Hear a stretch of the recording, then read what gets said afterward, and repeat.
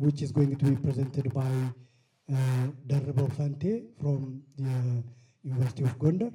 The second presentation will be artificial intelligence and open distance learning, application for St. Mary's University, a systematic literature review, which is going to be presented by Dr. Malaku Gurma from St. Mary's University.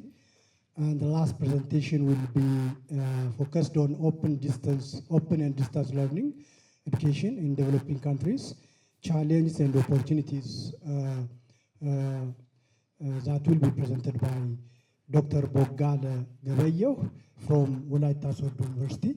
So the first presenter will be Darbo Fante. Please come to the stage. Okay, thank you for inviting me to present my paper. My name is Darbo Bofante from University of Gondar.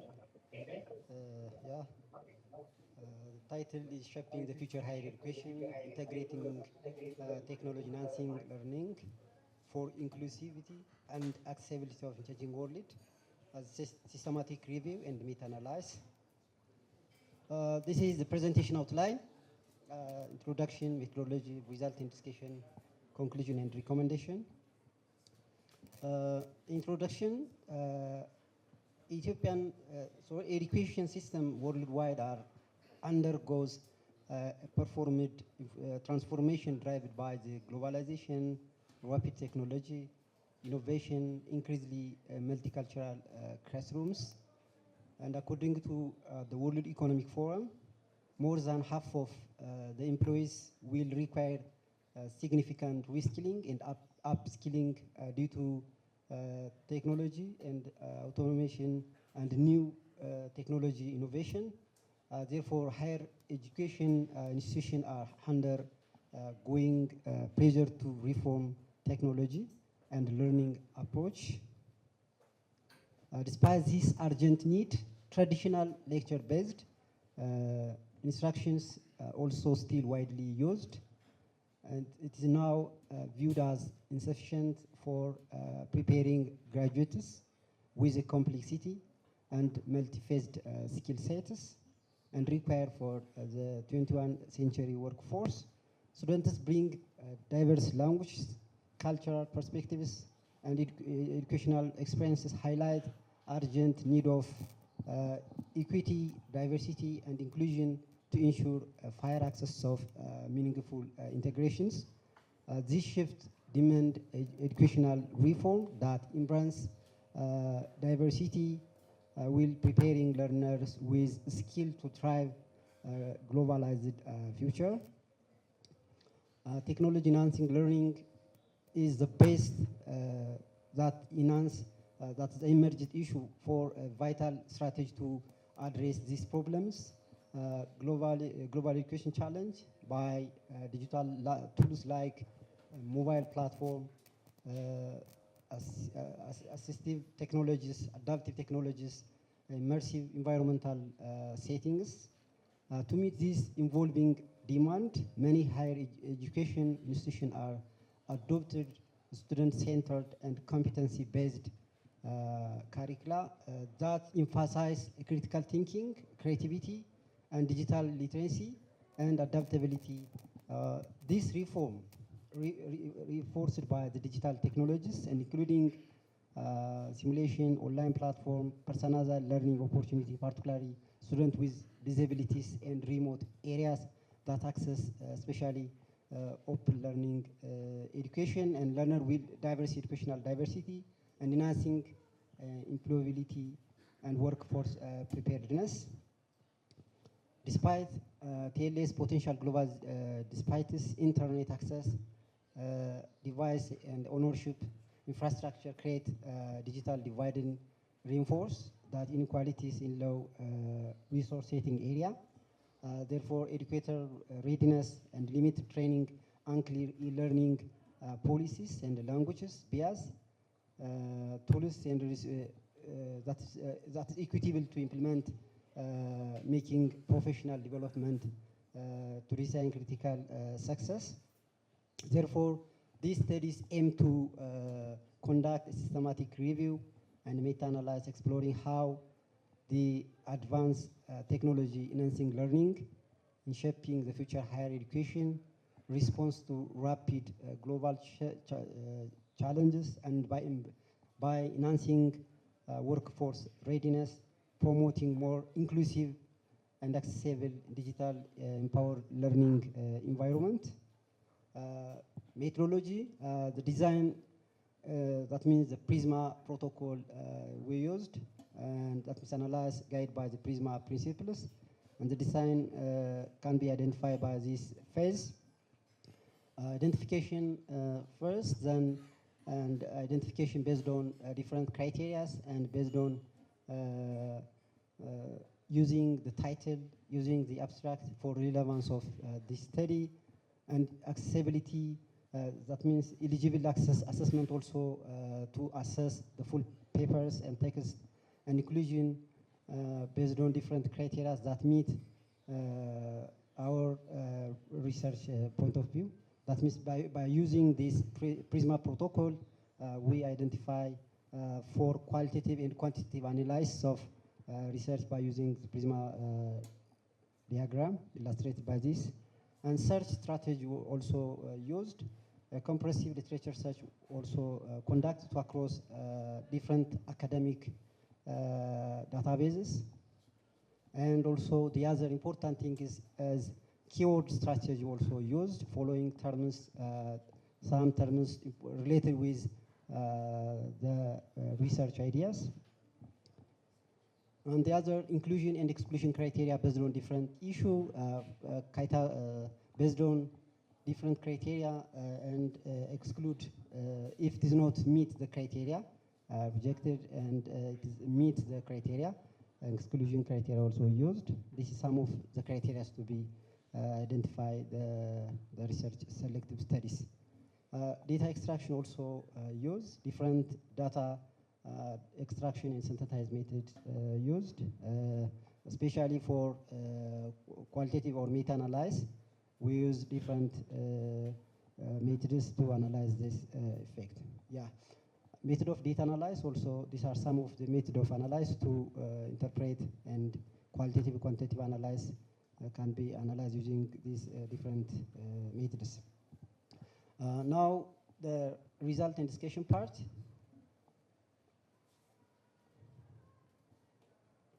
I think.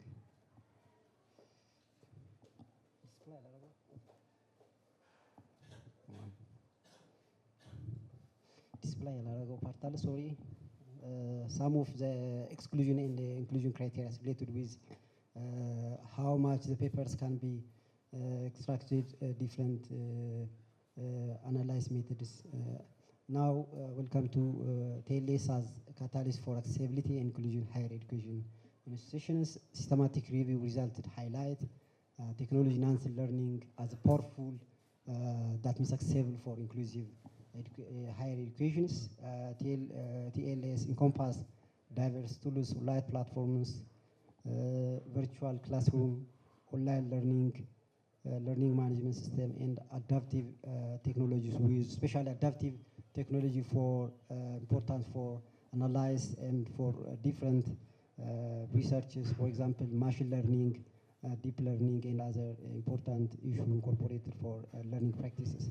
These tools are students to perform varied linguistics, cultural, and socioeconomic environmental background to engage the course content. Promoting other importance of technology-enhanced learning is promoting equity and social inclusions. Foster equity inclusion through artificial-based driving learning platforms. And tools collaborate with digital environment. And such, for example, online group work, discussion forum, co-creation of content strengths, peer-to-peer interaction, and cultivated inclusion learning communities. And evidence indicates that technology-enhanced learning not only improve accessibility, but also promoting active participation and social connectedness and knowledge sharing among the diverse learners. And however, its effect may be limited by low infrastructure and other factors to affect this, to implement this learning. The other impact of technology-enhanced learning outcomes, some of the outcomes of the strong correlation between technology-enhanced learning and learning outcomes. That means quantitative studies shows us a strong positive correlation between technology-enhanced learning integration in student engagements and academic achievement and participation, inclusion, learning environment. And this is significant. That means the result that means revealed that students in technology-enhanced learning supported by the classroom outperformance peers in traditional settings. Adaptive technologies and personalized learning approach enhance learners' outcomes by supporting individualized pace and tailored to instructions. The other supporting classroom outperformance traditional setting. That means students in technology-enhanced learning support classroom to perform higher peers in traditional setting. This is especially significant with looking academic outcomes. Technology can better meet need of diverse learners by providing flexible, engaging, and personalized learning pathways. Another important issue under this improving outcomes, that means more flexible learner-centered approach. For example, adaptive learning platform adjust difficult to learn based on student progress to ensure neither bored or not overlooked. Yeah. The other important things is role of adaptive technology and personal learning. Adaptive technology such that's crucial for ensure that students has the right of the challenge through intelligence tutoring system and artificial-based driving platform that may analyze performance adjusting according the adaptive technologies, enabling students to learn their own pace, And the other important listed here. And the other issue related with technology-enhanced learning, supporting linguistics and cultural diversities. That means there is different students, that means diversity that help to break down languages barriers by providing multi-global content in real-time translation. Different language can be translated and they feedback also mechanized to allow students to engage more effective way regardless their linguistic backgrounds. There is especially important to international and multi-cultural classrooms. And cultural responsiveness, the other important issue related with that means designed to be culturally and offer to content and they diverse. For example, inclusive help to ensure students feel represented and value, which is turn access, motivation, and academic success. There are some of the challenge related with technology-enhanced learning. Some of the infrastructure challenges are one of the best, the significant barriers to effective implementation. Yeah, the other is educator readiness. Teachers play a crucial role in the success of technological enhancing learning integration. Therefore, lack of digital literacy among educators or insufficient training on how to use adaptive technology, inclusive pedagogical strategies can limit technology enhancing learning potentials, and institutional and policy level support also the other. These are opportunities and barriers of technology enhanced learning. One of the opportunities is personal learning and AI support, and some of discussed in the that we can graphically represent by this. Some of the part digital divide, educator readiness, and these are infrastructure gaps. One of the best technology enhancing learning is chatbot. Chatbot is important for educational. That means if you apply to any education, we can communicate with chat bases. What are the types of the education given by the institutions, and communicate easily within the chatbots. These are some of the opportunities to technology enhancing learning. These are some of opportunities, and these are some of the barriers that is digital divide, educator readiness, and technological cultural barriers. Some of these are the barriers to enhance the technology. These are some of the meta-analysis among the technology enhanced learning types. That is very significant difference among the adaptive learning is more impactful than, and there are some of the flipped classroom, collaborative mobile platforms, such as these are transforming higher education, also important to analyze. And I think, to the sake of time, conclusion, technology enhancing learning serves as a powerful for promoting equity, accessibility, and social inclusion in higher education. Qualitativeness evidence confirms that technology enhancing learning enhancing student engagement, academic achievement, participation in inclusive learning environment. To overcome these barriers, institutional must be adopt strategic and inclusive approach to investing digital infrastructure to ensure equitable access and providing ongoing professional development for educator. Education innovation, including curriculum reform, faculty development, technology engagement, vital preparedness to meet contemporary workforce or work demands. And intervention, student-centered interactive approach such as flipped classroom, problem-based learning, mobile learning, artificial-based driving adaptive system as important to implement this. There are some of equitable, that means equity access, the gap to the effectiveness of these technology barriers, pedagogical challenge, socio-cultural, and other factors.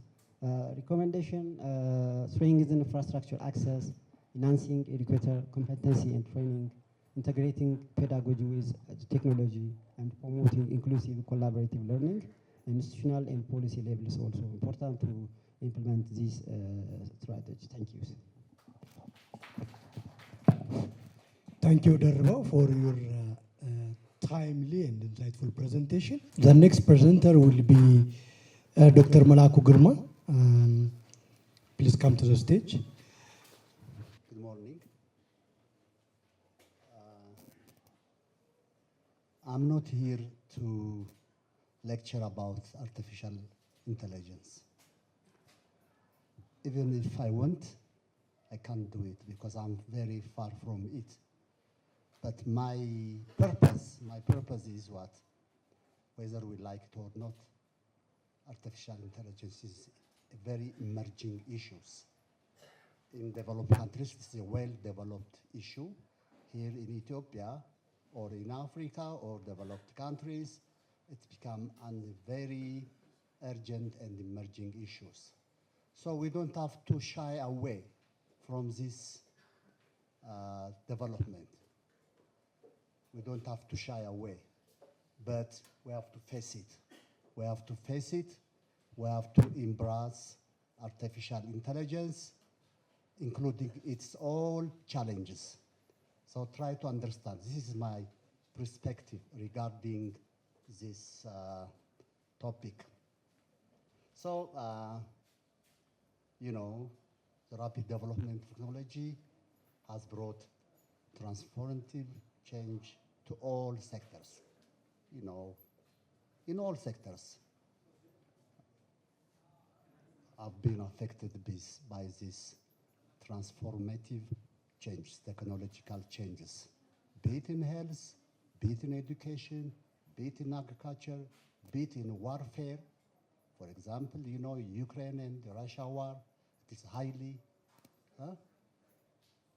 organized and highly supported by what? By different kind of technological warfare systems, the drones.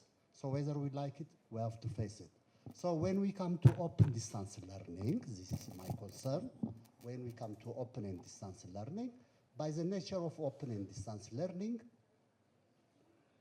it is not business as usual like the traditional one.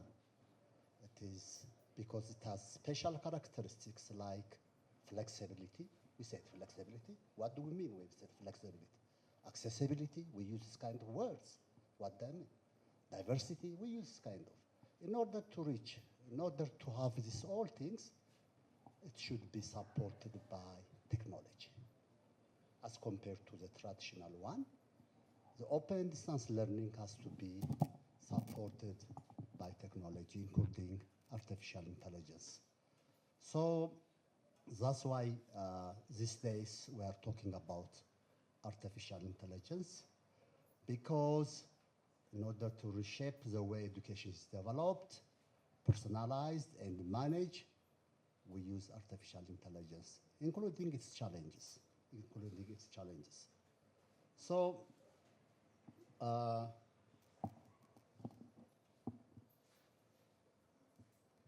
when we see it, there are so many opportunities. There are notable challenges as far as artificial intelligence in open distance learning.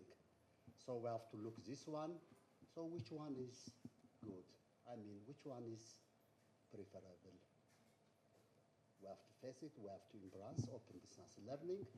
So we have to have a forward-looking approach to maximize artificial intelligence benefits while mitigating its risk to support the evolving landscape of distance education.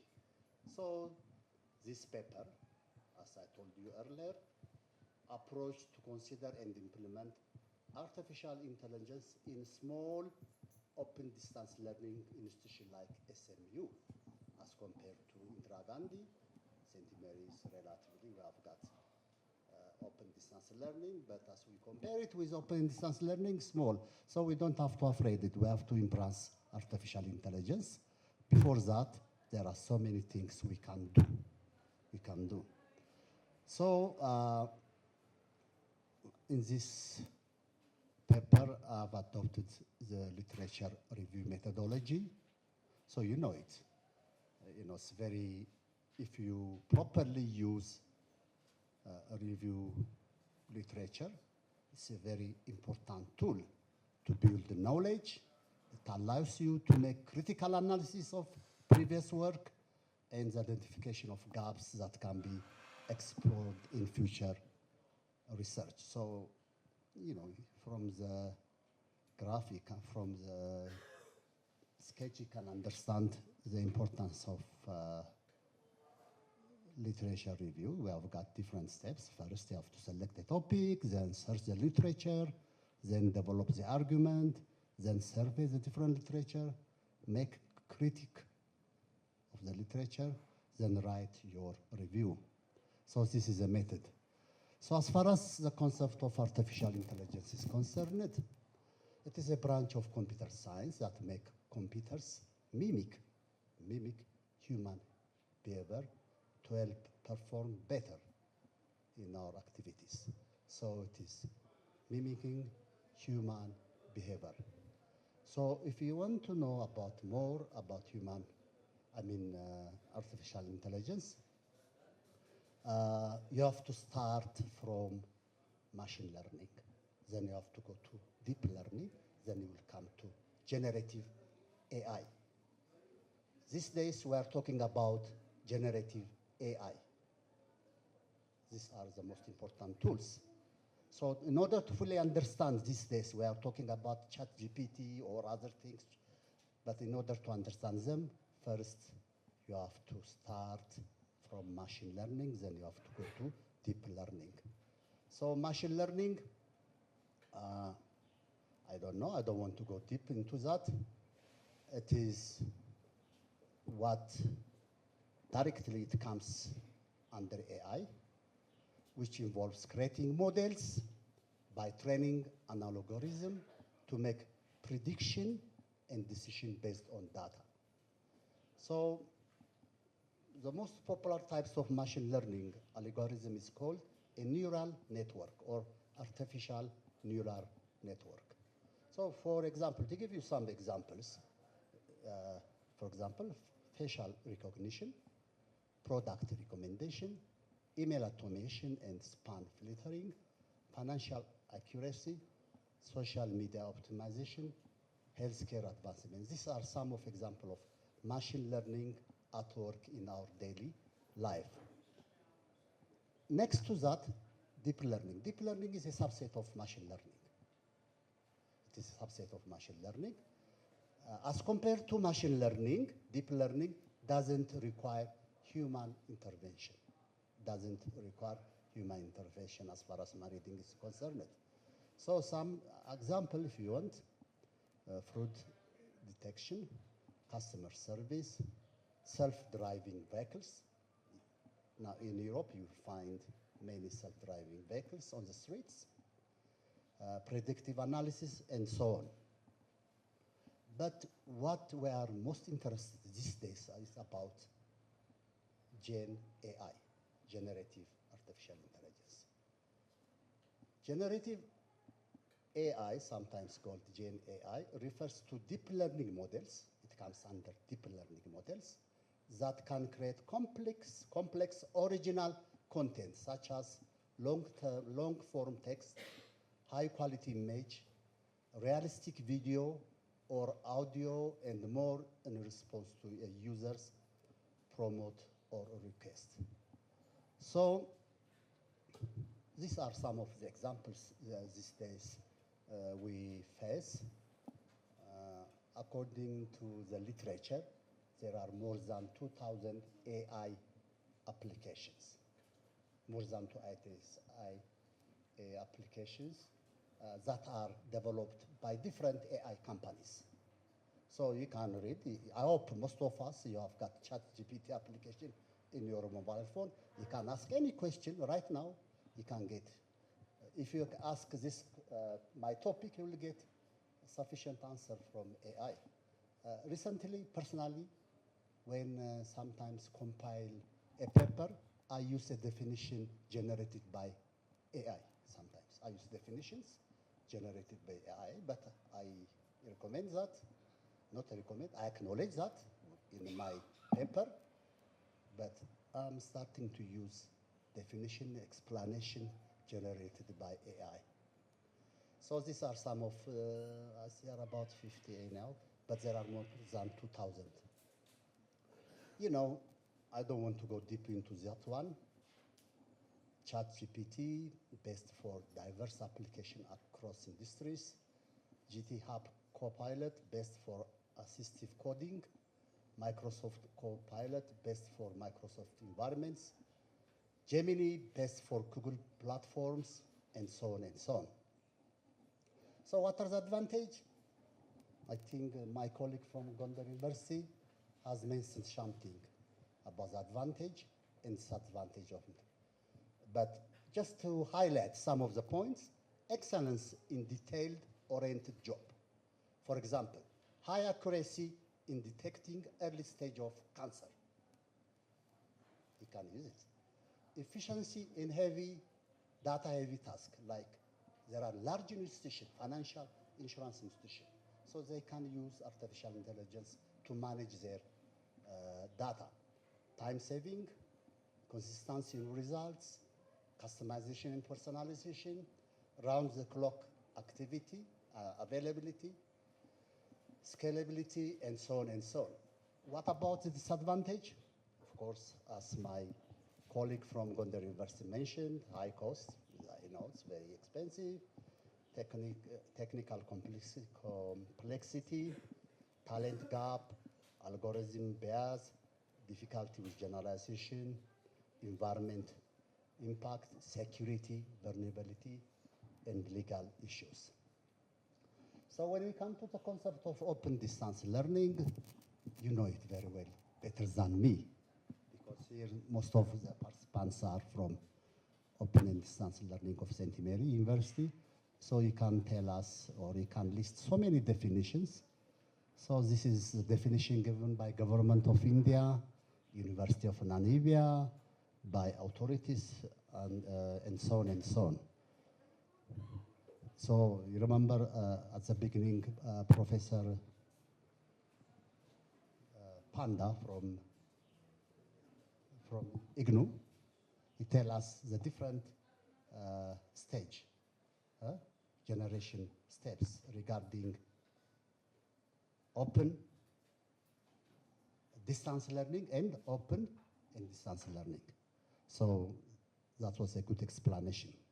Now, what is the relationship between artificial intelligence and open distance learning? You may find intelligent teaching system, gamification. Gamification means using games to reasoning techniques and data analysis, access to advanced educational resources, personalized learning, immediate feedback, and so on and so on. But artificial is no longer just a machine or a technology, but sometimes it has some serious problems.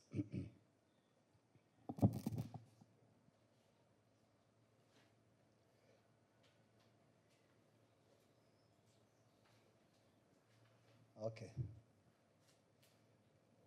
So what are the challenges or concerns or negative impacts? Dependency on technology, reliability and errors, ethics and decision making, teachers' role replacement in the future, we don't know, and so on. So let's come to the implication for St. Mary University. This is my core area. What is the implication for St. Mary University?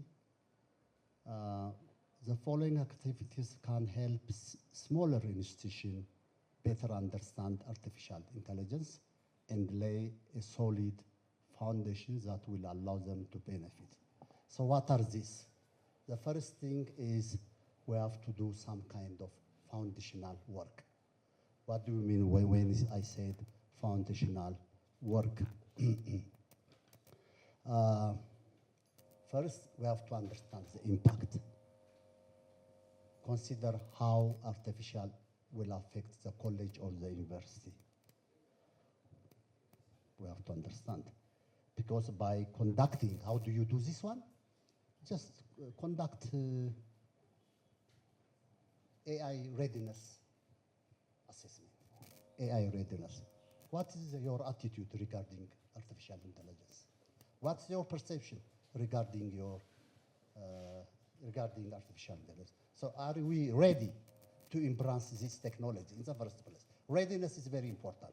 So just conducting some kind of artificial intelligence readiness assessment.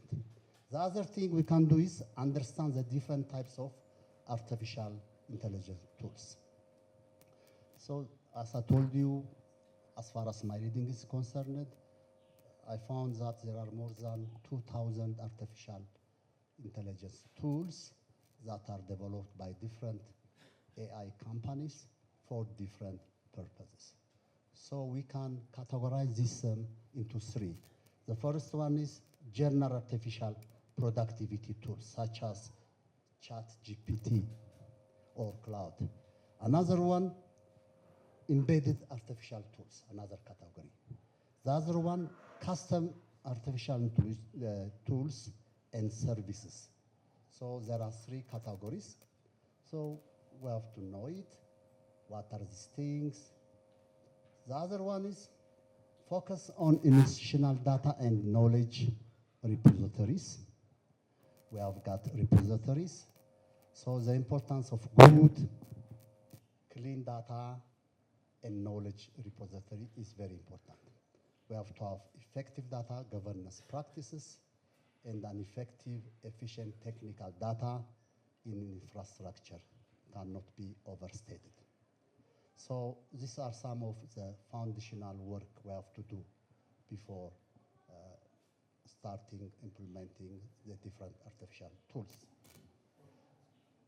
Okay, so after that, fundamental activities for exploring and implementing artificial intelligence. So the first is coordinating. Do we have a person point here, or do you have any unit in St. Mary regarding artificial intelligence? We have to think about that one. At least we have to have a contact person or a person point or a unit help to shepherd artificial intelligence-related efforts. The other one is learning. We have to conduct different kind of workshops, conferences, seminars for this purpose. It can be symposium, it can be workshop, it can be survey. We have to organize, and we have to start to learn. We have to start. Third one is planning and governing.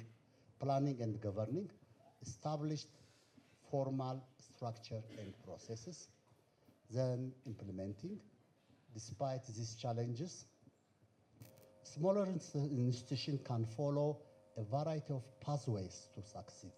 Example, utilizing general artificial intelligence and embedded artificial tools to improve efficiency and services. Custom artificial solutions that use institutional data.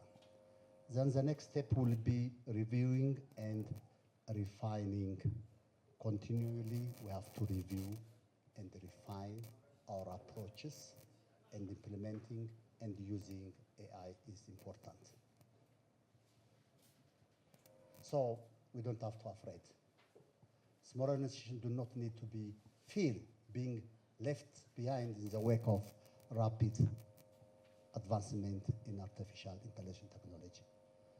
By thinking intentionally about how artificial intelligence will impact the institution, becoming familiar with different types of artificial tools, and establishing a strong data and analytic infrastructure, institution can establish the groundwork for artificial intelligence success.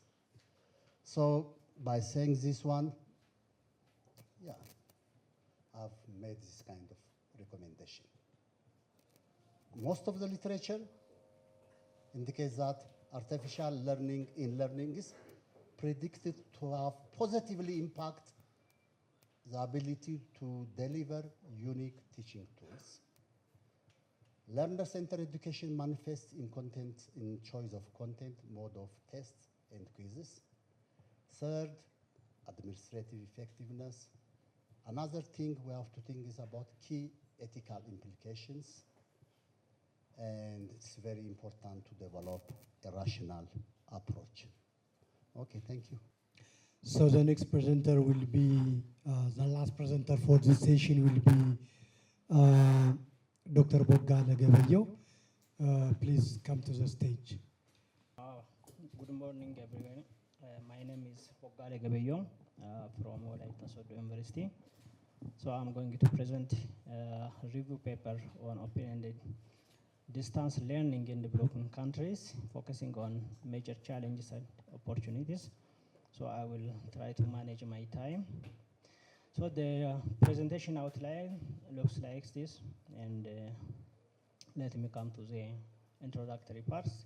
Here I want to introduce the topic by itself. When we say open and distance learning, it has been defined in different ways by different people, but I picked some of the common definitions, like it is a way of teaching or the process of teaching when teachers and learners are physically and in time separated.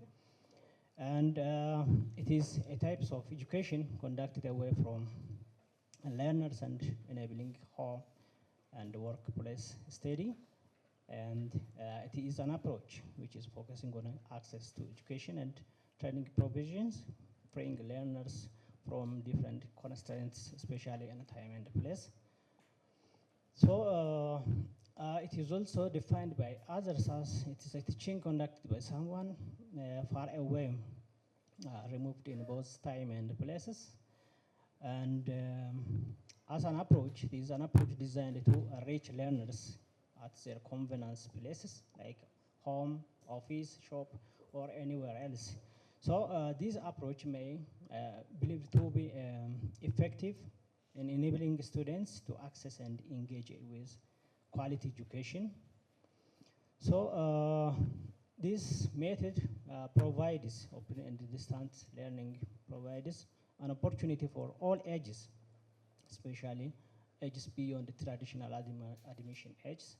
And this may help us acting as bridging some of disadvantaged groups of the community, through providing different opportunities. So it also removes different types of barriers like time and space, age, or qualifications. So open and distance learning is guided by or determined by some principles like as flexibility, cost effectiveness, inclusive and lifelong learning opportunities.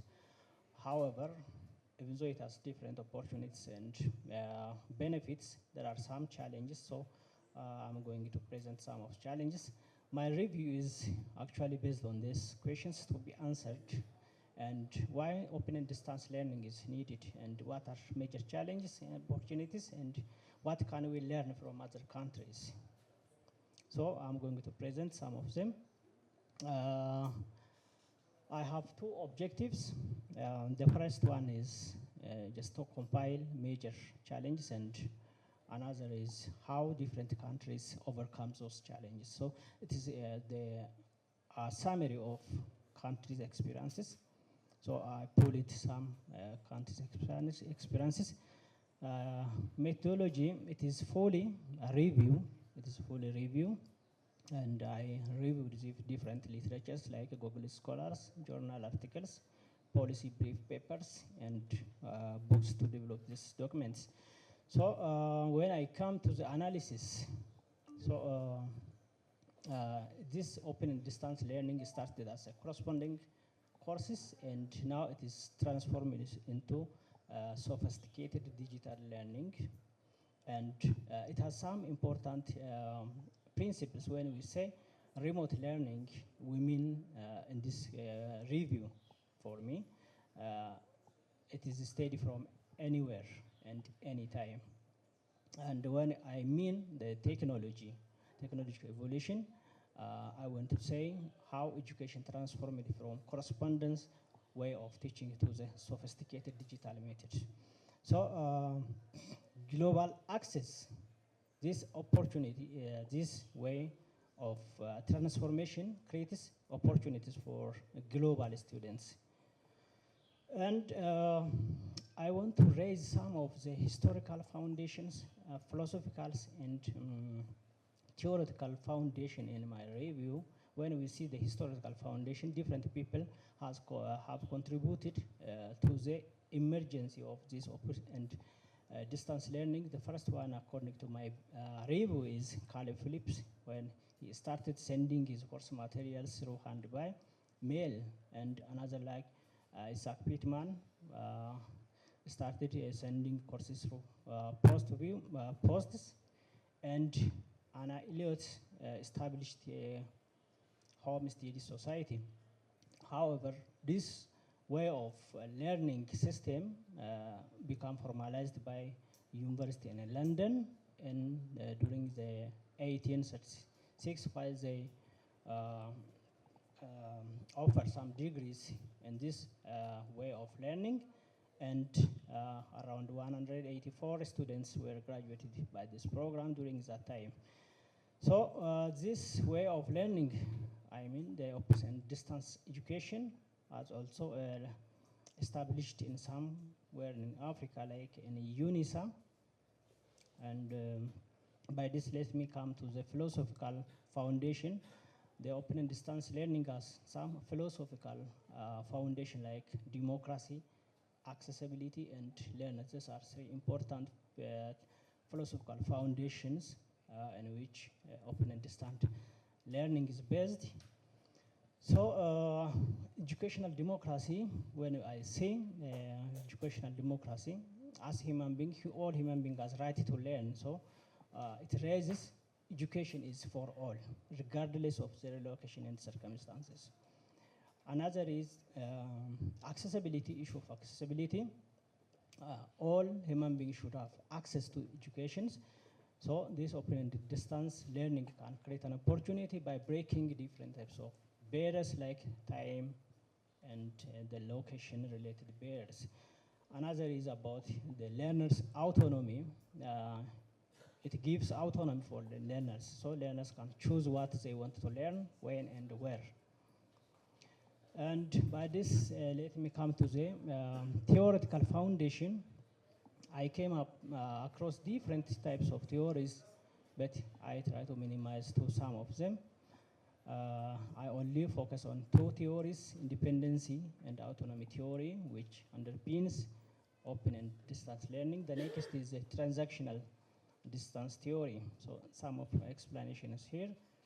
The independency and autonomy theory focuses on the learner's ability. Learners have some ability to control their educational activities. So it gives the autonomy to the learners. What does it mean when I say learner control? Learners can set their own goals, select resources, evaluate their own progresses. So open and distance education can work better when we give the autonomy to the learner. Another is self-direction, deciding what, how, when, and why they learn. So it is still up to the learner to choose when, how, and where to learn.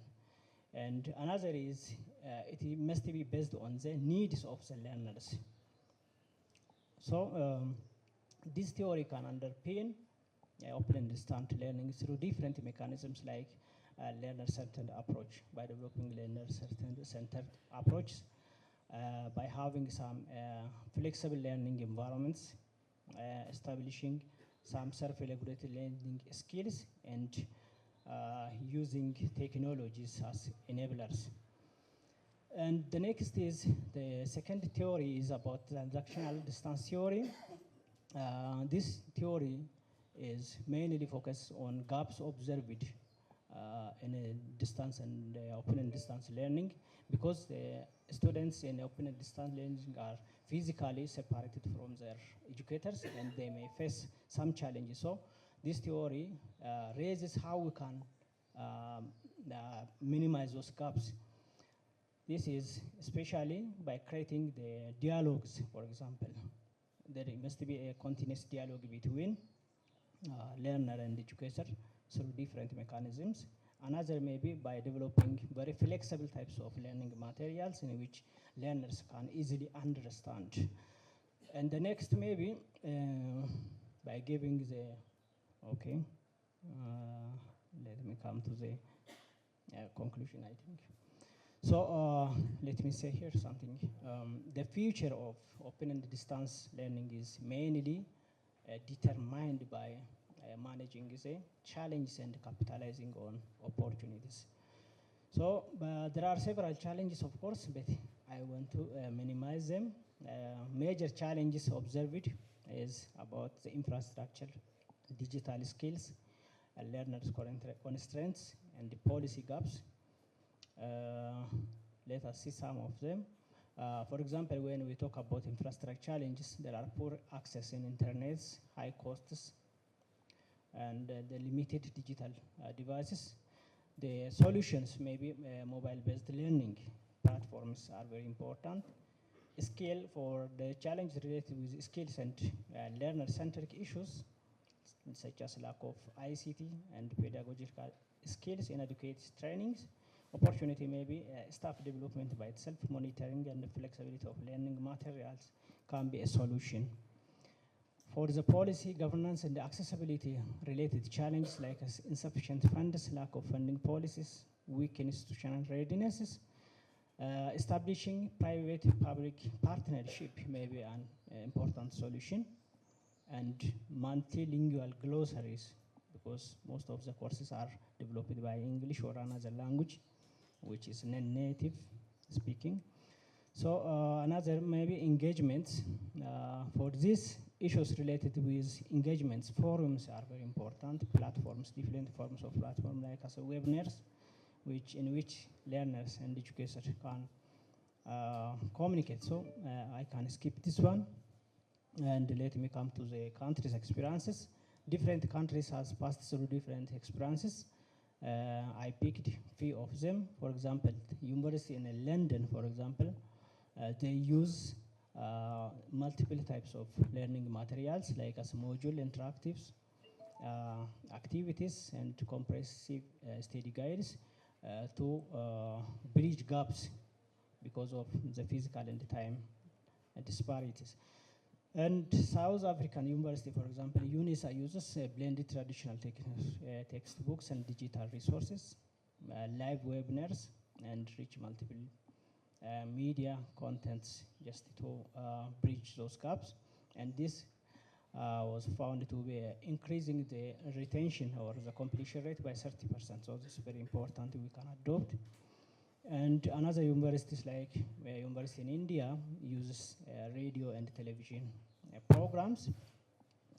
And others like Indira Gandhi University use mobile compatible platforms and SMS-based support.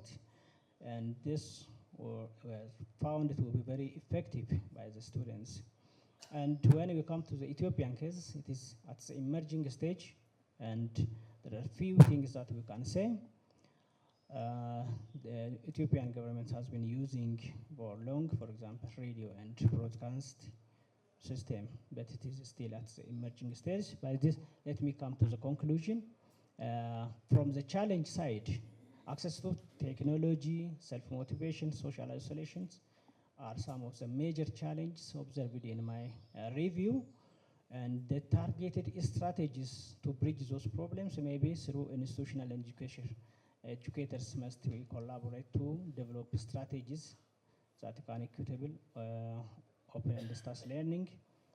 And global insights have shown us some successes, for example, in India, South Africa, because of their good policies, strong infrastructural systems, and innovative delivery methods. And there is need to tailor our learning material to the students' contexts and their language issue. Another maybe the leveraging or the using technologies is still important because different literatures and research shows there is success in this approach. So by this is the final one, and the recommendation maybe material should be reflect the contexts, country's context, especially for our cases, like language issue, cultural issues. Some examples were raised from our language, our local contexts, and mobile technologies, because nowadays students are familiar with using some smartphones, so we can develop or adopt different platforms. And training educator at the end is very important. Providing professional developments on effective use of instruction materials and technology integration is very important. I think this is the end of my presentation. Thank you. Thank you, Dr. Bogala, for your timely, insightful presentation, which focused on open and distance learning in developing countries, challenges and opportunities, and with a special focus on historical, philosophical, and theoretical foundations. So now we are running out of time, and I have to accept only 2 to 3 questions. And if you guys have more questions, you can discuss with the presenters during lunchtime. So 3 questions. Okay, one simple question to Dr. Malaku and the first presenter.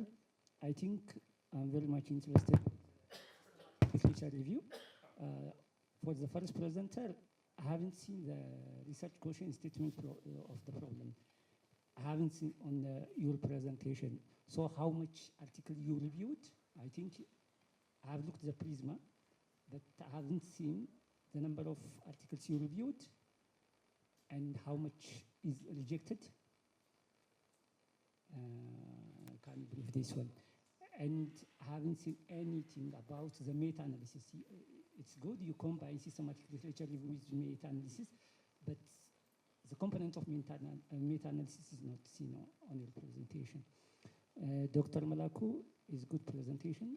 I think you said also it is a systematic literature review, but systematic literature review should contain a prisma or I think it should be structured and how much article you reviewed and how much you rejected.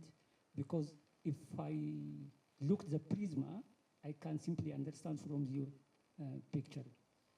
This much is my question.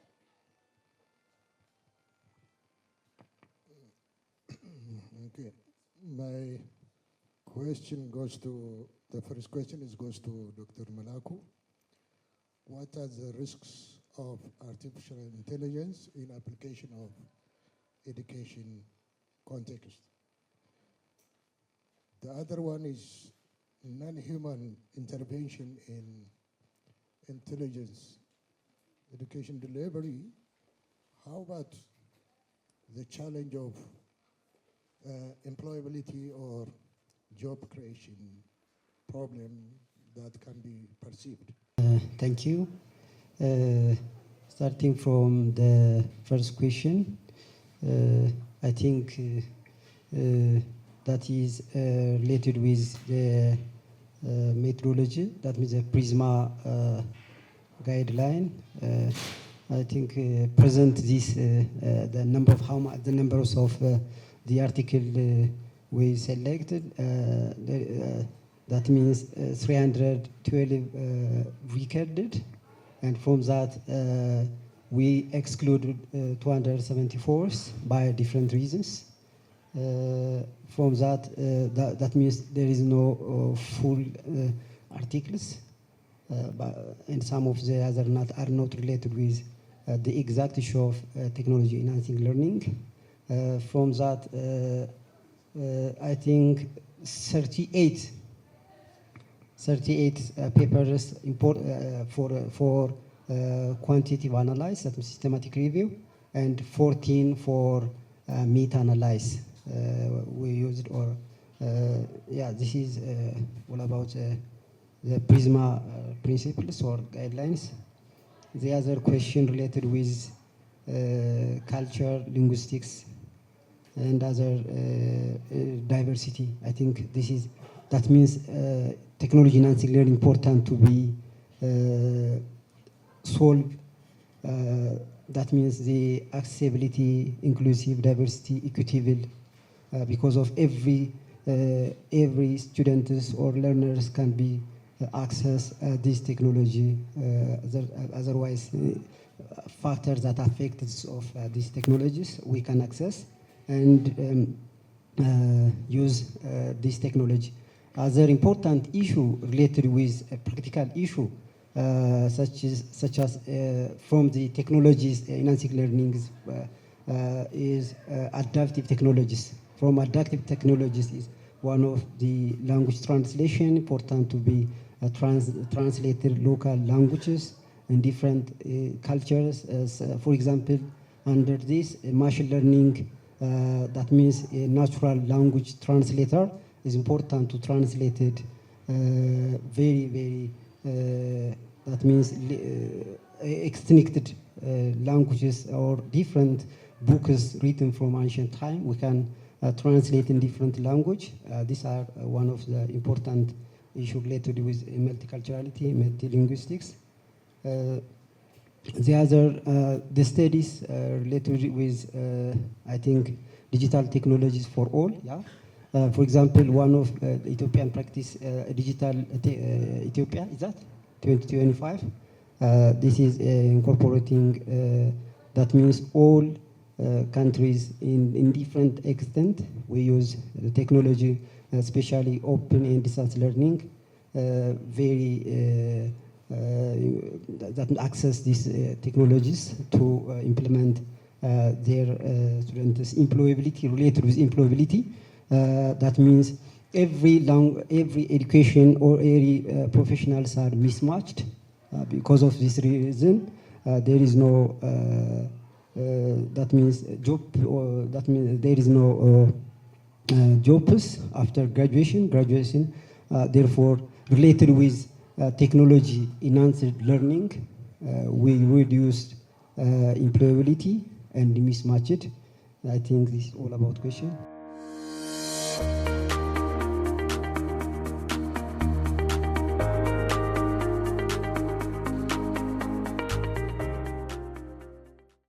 Good afternoon. Good afternoon. Yeah, great. So in this session, we will have 3 paper presentations. The first one is the practices and the challenges of learning and distance educations and the contribution to the professional development. A narrative review of the way forwards by Dr. Manaye Adela from St. Mary's University.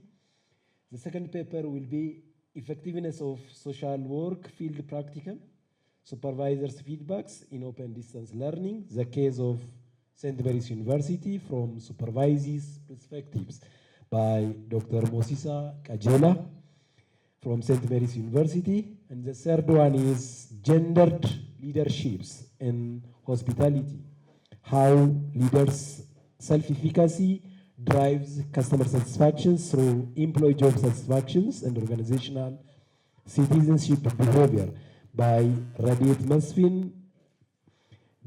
Masfin, PhD candidate from Addis Ababa University. I call upon the first presenter, Dr. Manaya Adela.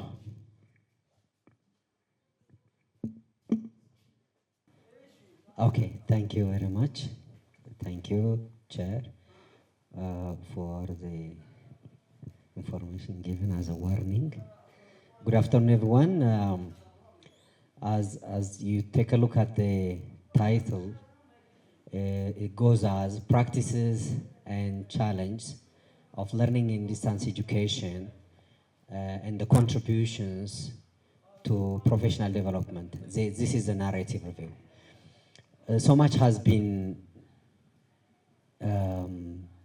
narrated, explained, forwarded in the previous presentations in the morning session also, highlighting the positive and attractive or the green side of the open and distance education.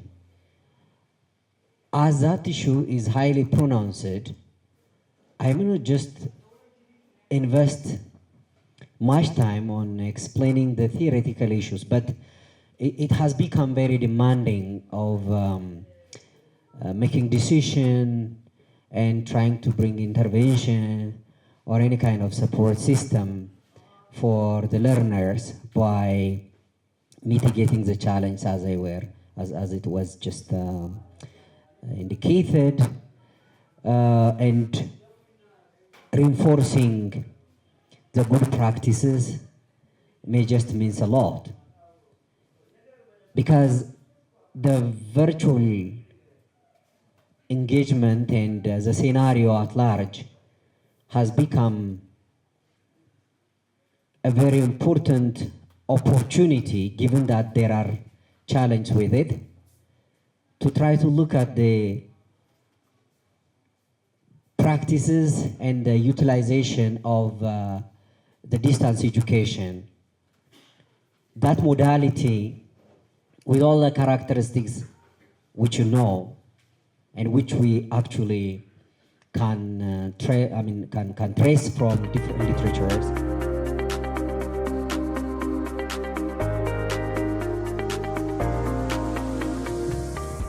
Okay. My presentation is based on practical application of distance education and social work at St. Mary University. I will take you from theoretical presentation to practical application on the ground, what it looks like based on our past experience. Effectiveness of Master of Social Work, field practicum supervises, feedback in open distance learning, the case of St. Mary University from supervisor's perspective.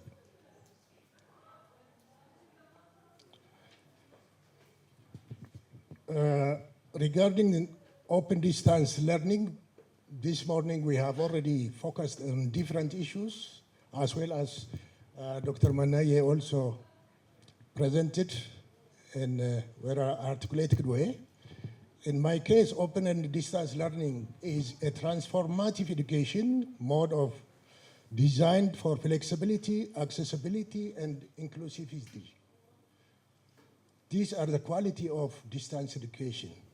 According to IGNU, the term ODL is a mode of education where teaching and learning happen remotely. This is well known. It reaches the people who didn't have opportunity to learn through normal or conventional mode of education. The history of social work education in ODL in Ethiopia will focus on our past experience, date back to its inception in 2008. Social work started in 2008. Thus, ODL as a mode of teaching and learning in Ethiopia, social work is newly initiated modality that has been operational for the last 17 years. The ODL mode of teaching and learning was introduced by St. Mary University and supported by Indira Gandhi National Open University to transform social work education from conventional mode of education to ODL mode of education. The cooperation between the two universities also provided the opportunity to coordinate their meager resource to address the educational need of a reached population. Thus, SMU is the hub of the Master of Social Work in Open Distance Learning program in Ethiopia context. It is a pioneering Ethiopian private university to provide MS level education in distance learning to reach the remotest area and unreachable population of the country. As I mentioned, feedback, it is a single word, but it is powerful in teaching and learning. Feedback is formal or informal. It can be written or oral. The feedback is that provided by social or field practitioner and supervisor is intended to give clear expectations, motive toward this practice, improving performance and recognize achievement. Moreover, it is a tool for continued learning practices. There are different scholars who wrote about distance education. That is part of the literature one.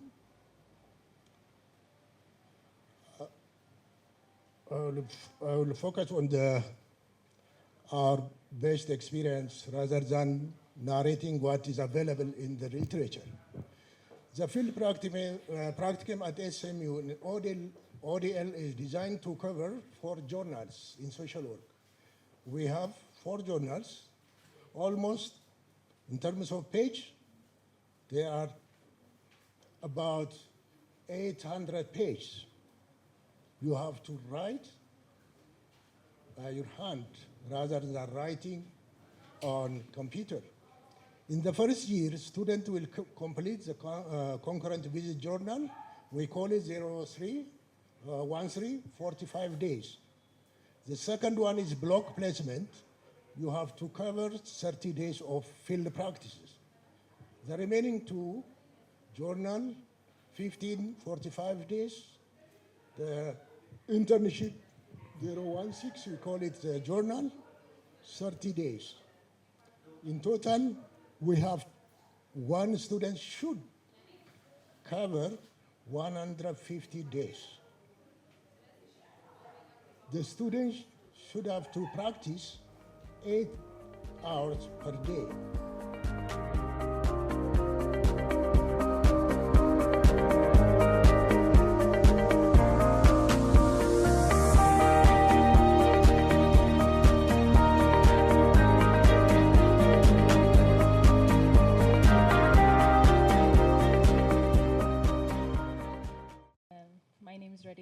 I'm very happy to be part of this conference with the distinguished academician. I'm from Addis Ababa University. I'm a PhD candidate, and I'm here to present my paper on unraveling leader self-efficacy effect on customer satisfaction using gender as a moderator, employee job satisfaction, and organizational institution behavior as a mediator in the case of hotel industry. To start with the introduction part, there is a competitive environment that depends heavily on customer satisfaction, and And accessing customer satisfaction is not only a strategic objective to ensure a long-term sustainability, but also it's a very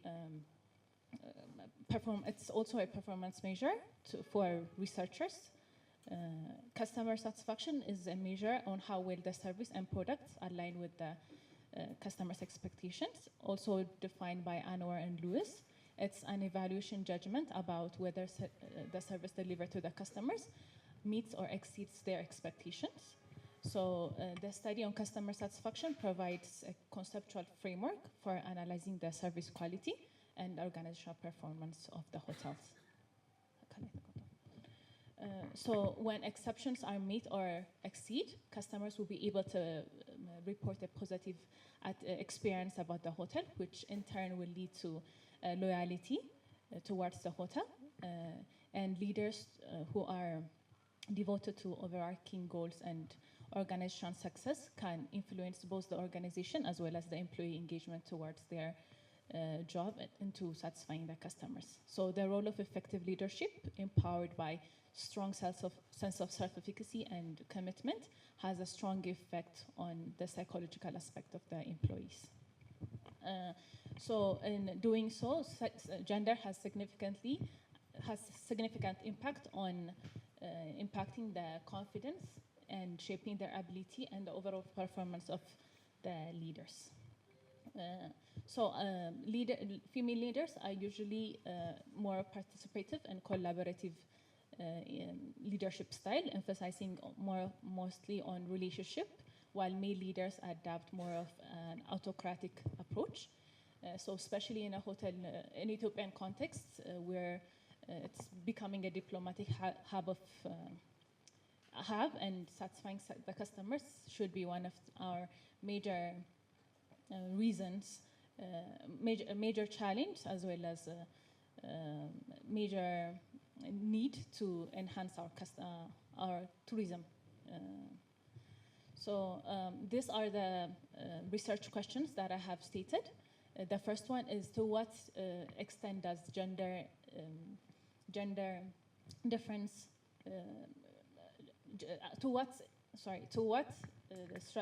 are there significant difference between leadership commitment and leader self-efficacy in leaders' gender?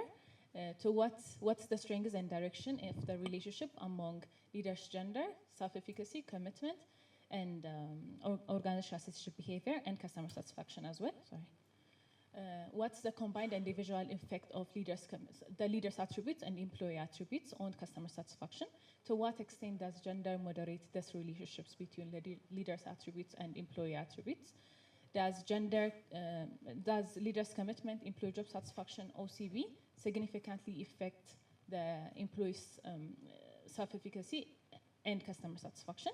And what's the direct and indirect and total effect of leader self-efficacy, commitment, employee job satisfaction, and OCB on customer satisfaction?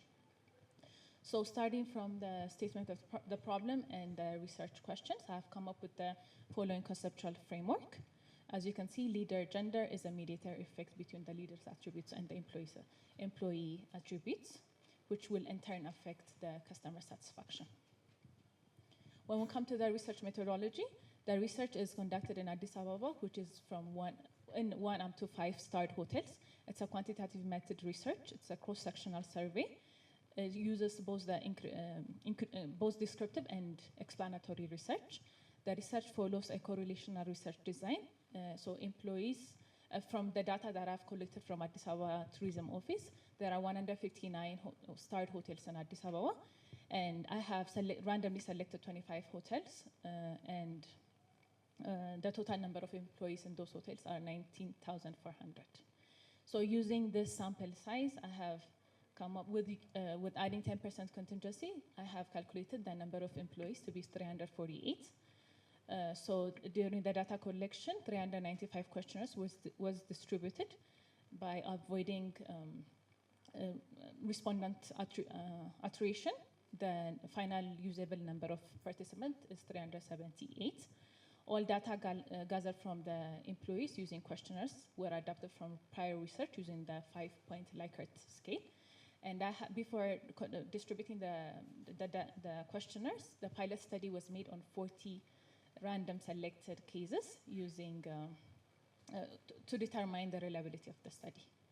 So data collected from the hotels by research and research assistants were given training, administrative training, and the data collected were checked for completeness and appropriateness of the and numbered consecutively before filling in the SPSS. So the questionnaires' face validity are determined using experiment judgment from various professionals. When we come to the data analysis, descriptive analysis such as mean, standard deviation are used to determine the status of the variables compared to the midpoint. And this is done by t-test sample. The difference between male and female leaders was calculated using the independent t-test. To determine the degree and the direction of the relationship among the variables, correlation study was used. To see the combined individual effect of the independent variables on the dependent variables, regression analysis was used. And structural equation modeling is conducted to examine the direct and indirect and total effect of the independent variables on the outcomes. So as you can see from the table, one sample t-test is used to and shown that the leader self-efficacy, leader's commitment, employee job satisfaction, OCB, and customer satisfaction has a strong perceptions across the leadership and employee outcome, and that could be shown on the midpoint t-test value, which is 75, and the customer satisfaction is 69. The t-test sample of the leader's gender in comparison has shown that it's almost similar between the male and female relations, effectiveness when we come to all of the variables. Correlation analysis, one of the strongest predictor of customer satisfaction is OCB. As you can see, it's 0.6. And the second one, also employee job satisfaction, leaders' commitment and self-efficacy will impact OCB, which will in turn the customer satisfaction. When we come to leaders' commitment, it's highly correlated with leader self-efficacy. It's also correlated with employee job satisfaction and OCB afterwards. Leader self-efficacy, it's also has an impact on employee job satisfaction and OCB as well. The same goes to employee job satisfaction, which has a strong impact on employee job satisfaction. As you can see on the regression analysis, it's a very good coefficient. It shows that 43.3% of the variables will indicate the impact of the customer satisfaction. Leadership commitment only has a strong effect. Then OCB has the second one. The leader's gender has smallest effect as well. Stepwise regression analysis shows that the OCB has almost 36.9% of the impact on customer satisfaction. OCB plus leader's commitment has 41.4%. OCB plus leader's commitment plus leader's gender has 42.5%. So when the analysis of the mediation, you can see that leader's commitment has a smallest effect on OCB, as well as employee job satisfaction has the smallest effect on leader's commitment, but through leader's commitment and OCB, it has a strong effect on customer satisfaction. So by removing the non-significant paths indicated, yes, this model fits, it's very satisfactory, but by removing some non-significant paths as indicated above, the final model path is shown here. Yeah, okay. So the direct, indirect, and total effect of all of the variables is shown in the table here. Leader self-efficacy, the total effect is 30.7.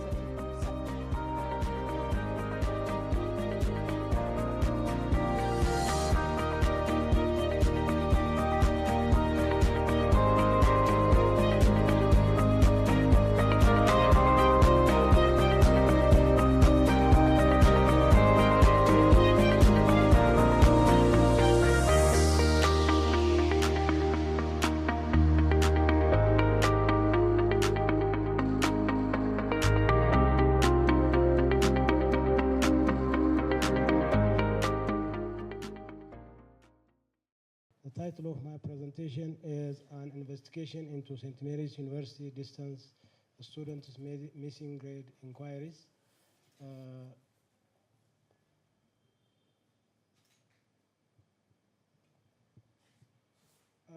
Immediately or shortly after the fall of the Derg regime, distance education emerged as the need to educate a vast rural population and also the need for a college education here in Ethiopia. So at that time, the country has faced considerable challenges in its education system over the past three decades, including rapid enrollment growth and insufficient funding for infrastructure and innovation. So despite these hurdles or these problems, the education sector has been substantially grown in the last 25 years with increasing student enrollment across all levels. So academic transparency is crucial in education for fostering trust, improving outcomes, and ensuring accountability among all stakeholders, including students, parents, faculties, and the public. It involves making information accessible, understandable, and readily available regarding institutional operations, academic programs, financial matters, and decision making. So St. Mary's University's role in Ethiopian encompasses providing diverse academic programs, fostering research, and engaging in community outreach. As statement of the problem, the lack of streamlined communication and accountability among stakeholders, namely the College of Open and Distance Learning, the Associate Registrar Office, academic departments, computerized exam processing unit, and IT service, often results in students' dissatisfaction and stress due to uncertainty and delays in academic progress, repeated inquiries and complaints that strain administrative resources, operational insufficiencies that undermine the purpose of digitalization, trust erosion in the university's ability to deliver a reliable academic service. For this research, there are research questions according to the study. Had attempted to answer the following research question. The first one is, what are the common causes of missing grades among distance learners? The second one is, to what extent are administrative and technological systems in grade reporting effective? The third one is, how do students respond to and resolve missing grade issues? The last one is, what systems or policies are currently in place to address these grade inquiries? Regarding objective of the study, the general objective is to investigate the causes and consequences as well as all the possible remedies of missing grade reports among distance education students in St. Mary's universities with specific objectives. The first one is to identify the frequencies, nature of missing grade complaints, to examine the role of administrative and technological system in grade reporting, to assess students' experience and the impact of missing grades on academic performances. And finally, to recommend strategies for efficient grade reporting and complaint resolution techniques. So the research methodology I try to use is the design of this study was a survey belonging to the descriptive research, more broadly mixed method, design, specifically explanatory design was used. Regarding the sample size, the whole population, that is the 423 missing grade inquiries and the 822 grades inquired were taken into account in the investigation. Data collection tool was the data for the research was collected from students' grade inquiry formats and interviews made with the CODL dean, office heads of the center, office heads of CODL, and center student support staffs. Data analysis technique, the collected data was transferred to Excel and analyzed using Spaces version 20 software.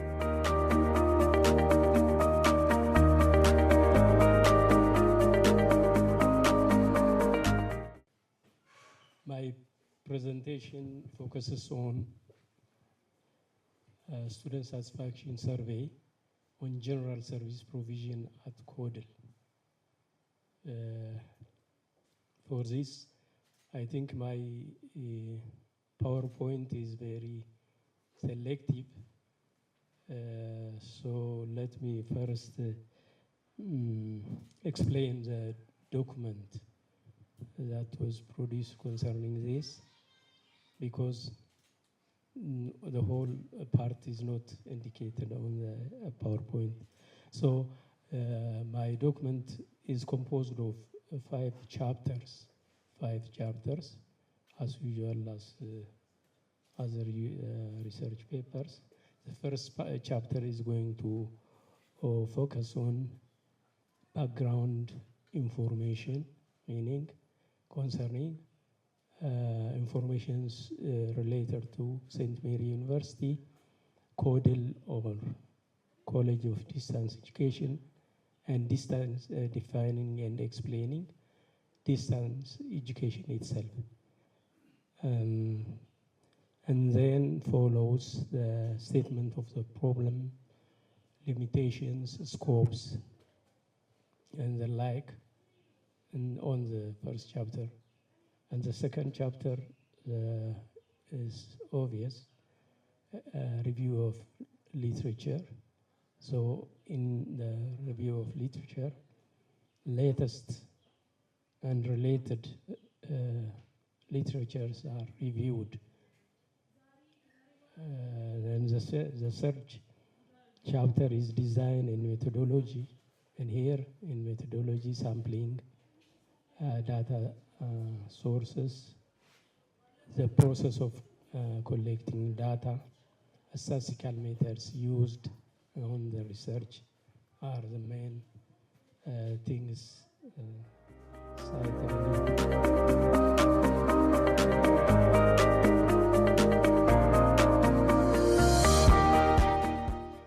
We're about to wind up our today's seminar session, but before that, I'm going to invite the Dean Faculty of College of Distance Learning for the closing remarks.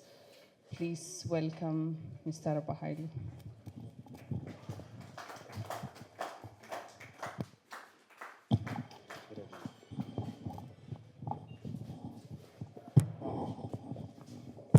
What a day.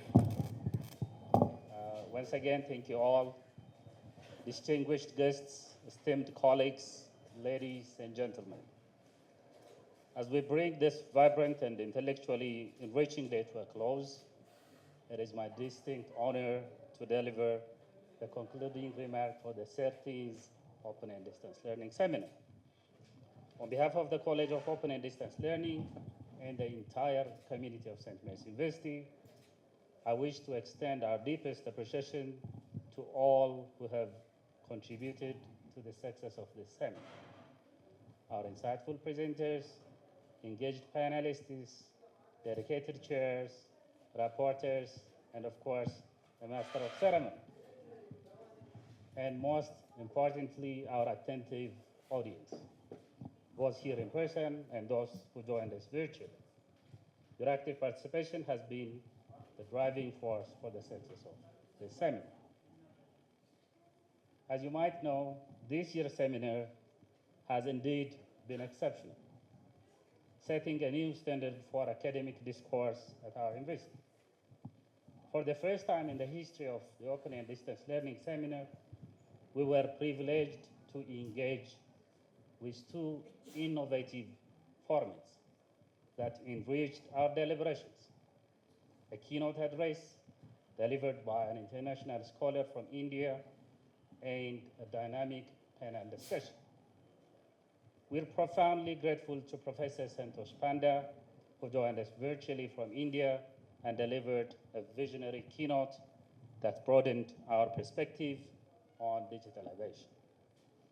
Our sincere thanks also go to our distinguished panelists, Dr. Getachew Mekonnen, Dr. Tsege Gebremeskel, and of course our very own Mr. Mekonnen Tadessa, whose thoughtful contributions provided a critical and multidimensional examination of Ethiopia's digital policy.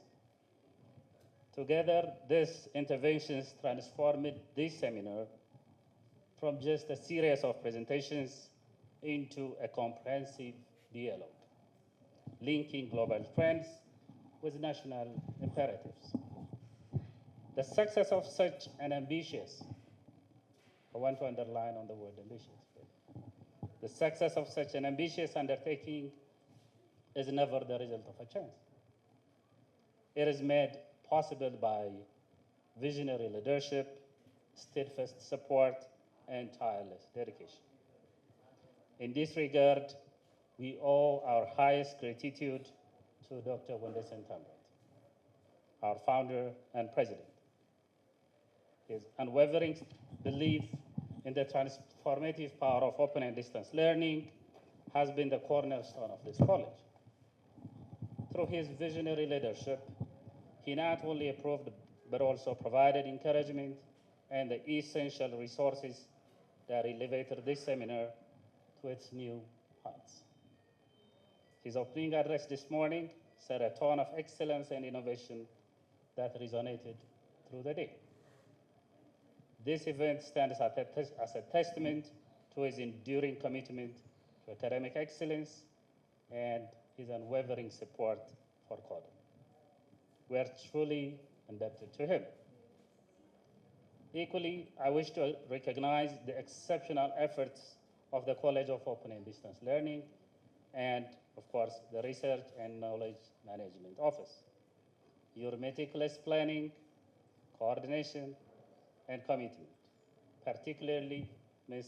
Medenek, over the past months have been instrumental in transforming this vision into a reality.